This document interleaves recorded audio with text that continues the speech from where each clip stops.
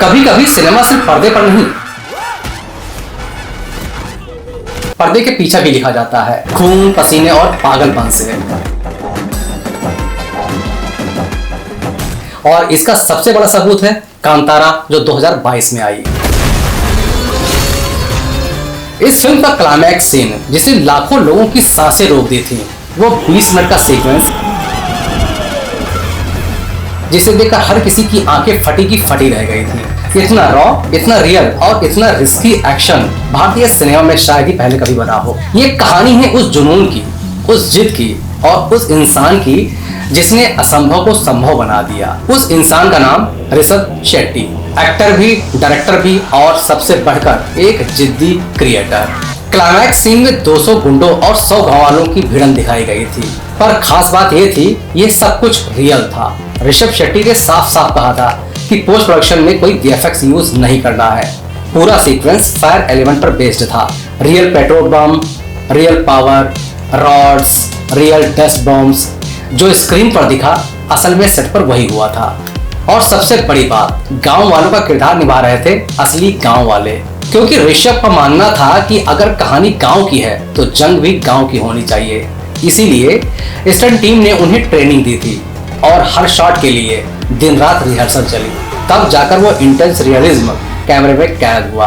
अब सोचिए, बिना अनुभव के लोग हाथों में फायर रॉड लेकर भाग रहे थे। गलती का मतलब बर्न, इंजरी और हादसा, और हुआ भी ऐसा ही। एक सीन में जूनियर आर्टिस्ट ने सच में ऋषभ शेट्टी की पीठ पर फायर रॉड से वार कर दिया। पीठ पर गंभीर जलन हुई। एक्चुअली उनकी पीठ जल गई थी, पर शूट नहीं रुका और न ही ऋषभ ने कट बोला, क्योंकि वो शूट रुकवाना नहीं चाहते थे। क्योंकि वो जानते थे कि अगर टीम मेंबर को पता चल गया कि मैं इंजर्ड हूँ तो शूट कुछ समय के लिए रुक जाएगा और उनके पास समय बिल्कुल नहीं था। और यही वो नहीं चाहते थे, क्योंकि उनके लिए क्लाइमैक्स सीन कोई सीन नहीं था, एक इमोशन था। अंत में शूट कंप्लीट हुआ और शूट के बाद मालूम पड़ा कि ऋषभ जी को अच्छी खासी बर्न इंजरी हो चुकी है उनके पीठ पर। शूटिंग शेड्यूल 5 दिन का ही था, पर इस सीन को पूरा होने में 13 दिन लग गए। डायरेक्टर भी वही और एक्टर भी वही, और हर दिन की देरी का प्रेशर भी उन्हीं पर था। बिना पैडिंग, बिना बॉडी डबल, सारे स्टंट्स खुद किए। स्टंट मास्टर बार बार रिक्वेस्ट करते, Rishabh sir please body double का यूज कीजिए, पर ऋषभ सर मुस्कुराकर कहते, हम गांव वाले हैं, हमें कुछ नहीं होगा, क्योंकि वो 10 मिनट भी पैडिंग में बर्बाद नहीं करना चाहते थे। अब बात प्री क्लाइमैक्स की, जहां शिवा को सबसे बड़ा सच का पता चलता है और शुरू होती है एक और रॉ फाइट, इस बार बारिश के बीच। अगर क्लाइमैक्स में आग थी तो प्री क्लाइमैक्स में बारिश और पानी। फिल्म में दिखाई गई बारिश वीएफएक्स नहीं थी।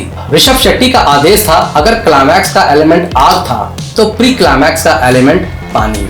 इस सीन के लिए उन्होंने 12 फाइटर्स हायर किया और पूरा सीक्वेंस असली बारिश में शूट हुआ। रात के 2 बजे पानी खत्म हो गया, लेकिन शूट नहीं रुका। गांव वालों ने अपने कुओं से पानी दिया और शूट चलता रहा। इतना पानी बरसाया गया कि आखिर गांव के कुएं भी सूख गए। ये था रियल सिनेमा बिना किसी ग्लैमर के। वो 5 सेकंड का आइकॉनिक शॉट, जब ऋषभ शेट्टी 360 डिग्री फ्लिप करते हैं और कैमरा उनके साथ घूमता है। वो शॉट एक नहीं, कई रिटेक्स में जाकर परफेक्ट हुआ, लेकिन इसी दौरान उनका शोल्डर डिसलोकेट हो गया। उन्होंने हर स्टंट को खुद किया, no body double, no VFX, सिर्फ पेन किलर स्प्रे और रिलीफ जेल लगाकर। कांतारा सिर्फ एक फिल्म नहीं थी, वो एक जुनून थी, एक ऐसी कहानी जो कैमरे के पीछे उतनी ही गहराई से लिखी गई जितना स्क्रीन पर दिखाई गई। हर एक इंटेंस मोमेंट के पीछे था ऋषभ शेट्टी का साहस, उनका समर्पण, गांव की मिट्टी की खुशबू, और शायद इसीलिए इस फिल्म का क्लाइमैक्स भारतीय सिनेमा के इतिहास में हमेशा याद रखा जाएगा।